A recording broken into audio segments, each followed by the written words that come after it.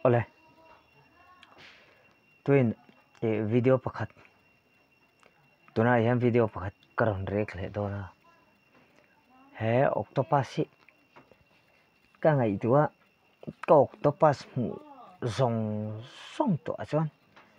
alian per karinga anasani a video hi enge katimuang lawa katichak bok lawa video ka mu fb video ka muang ching karon ti dona chawangin mu no min ti ve ngai karinga mase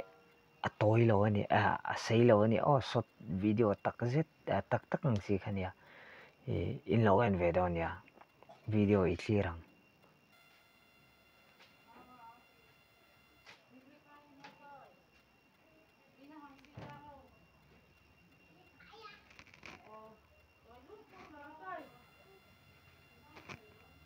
ke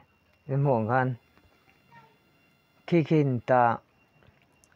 alian ani rapom takani ento mani cho mu tur tan cho nó du om lo tro kha min dol thei mai long mo kai ba ni po hi ka hi nei nge nei lo po su ko se chuang lo ka tiang vel ka ni a lo o mani hiok to pasi alian enula aban pakhatte po ke missing ne nan te khin re hian mo aturul tuk hlau o mani voi khachia en liang voi khachia ke han en teo an tu khu missing ne hian an te khin ro le apan lian jok te chu missing pu mai bon alet fe na lian ani ki ading do na khap hlup maya okay turul tuk ki kan du to kang ka video hi rigu de uchang kala ron ti thei lei lowa hei ka phone hi thalo tu ka tu na yan